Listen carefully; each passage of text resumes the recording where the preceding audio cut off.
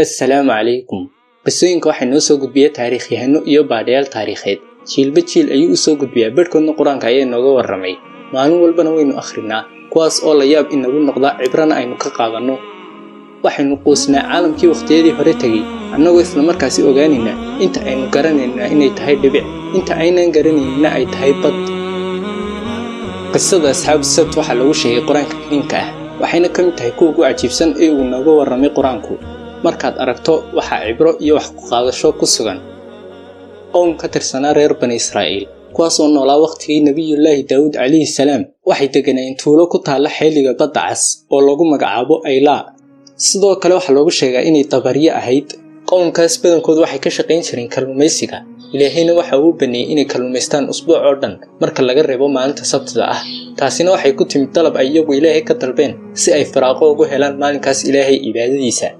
sidii ay rabeenna way noqotay ilaahayna subxaanahu wa ta'aala wuxuu doonay inuu imtixaamo samirkooda adkaysigooda go'aankooda iyo ikhlaaskooda marka lagu imtixaamo arsaaqadooda haddaba intaa kadib maxaa dhacay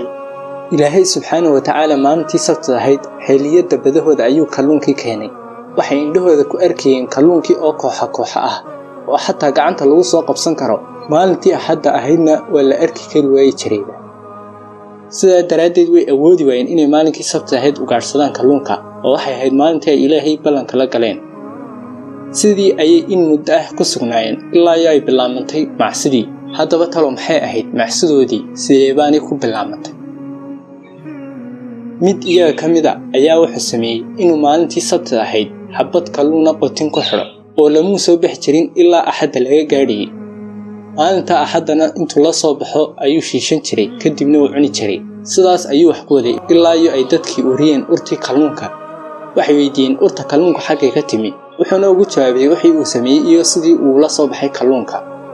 shaydaankii ayaa waswaasiyay oo ugu sheekiyay inaanay waxba ogaarsanin maalinta sabtida ah hadday saa sameeyaan sidaa daraadeed waxay ula muuqatay inaanay wax macsiyo ah iyagu sameeyeen koox iyaga ka mid ah ayaa ninkii ku dayatay oo sidiisii samaysay ilaa ay bateen markii dambana sidii uu ninku sameeyay oo kali ah kumay eekaan waxayba gaadheen heer ay u qodaan godad si ay ugu xidhaan kalluunka maalinta sabtida ah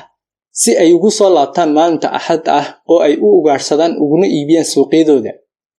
haddaba markuu arrinkii muuqday oo caddaaday waxay qoomkii u qaybsameen 3 qaybood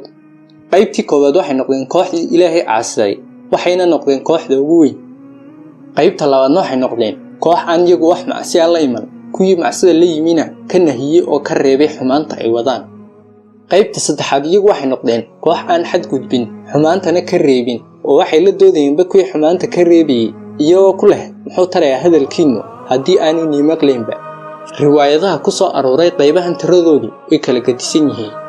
waxa ka mid ah qaar yidhi qoomkaas tiradoodu wuxuu ahaa 100,000 70,000 ayaa xad gudbay 12 ma xad gudbin oo waxay ahayn kuwii xumaanta ka reebayay inta soo hadhayna waa kuwa aan xad gudbin cidna aan xumaan ka nahiyay waxa iyaduna jirta riwaayad kale oo oranaysa qoomkaas tiradoodu wuxuu ahaa 80,000 70,000 ayaa xad gudbay inta kalena ma xad gudbin wayna ka jeesteen haddaba markaynu halkaas tiradooda ka nimaadno waxay ku jiraanba macsidii waxa timi maalintii ciqaabtii alle marka talo maxaa dhacay maalintaas kuwii xad gudbay fadhigooda lama arag iyagoo ay dadku arkayeen inay habeenkii hore u hoydeen guryahoodii arrinkaasina wuxuu shaki galiyay intii soo hadhay waxayna isku waafaqeen inay aadaan kuwii xad gudbay guryahoodii iyagoo markaasi soo hubsanaya wixii ku dhacay markay gaadheen guryahoodii waxay ka heleen wax aanay filanayn waxay ugu tageen daanyaro dib dhaadheer guri kasta oo ay dadkiisu xad gudbeen waa la fool xumeeyay ciddii deganeed lab iyo dhadig ku doonaba ha ahaadee waxay isku bedeleen daanyaro arrinka la yaab kalihina waxa weeye inay ahaayeen dad jidhkoodii loo bedelay jidh daanyeer hase ahaatee waxay ahayn qaar wax kala garanaya waxay garanayeen qaraabadoodii laakiin dadka caadiga ah may kala garanayn daanyeeradu waxay u iman jireen qaraabadooda dadka ah way ursan jireen wayna ooyi jireen kaas eelkiisa ahina wuxuu weydiin jiray oo ku odhan jiray miyaanan ku dhihi jirin iska daa xumaanta markaad faraha kula jirtay kuwii daanyeerada ahaana madaxa ayay ku ishaari jireen haa arrinkaas oo sabab u ahaa inaanu awood u lahayn hadalka intaa dabadeedna haddii aynu wax yar ka taabanno sidii uu ku dhammaaday arrinka qoomkan la bedelay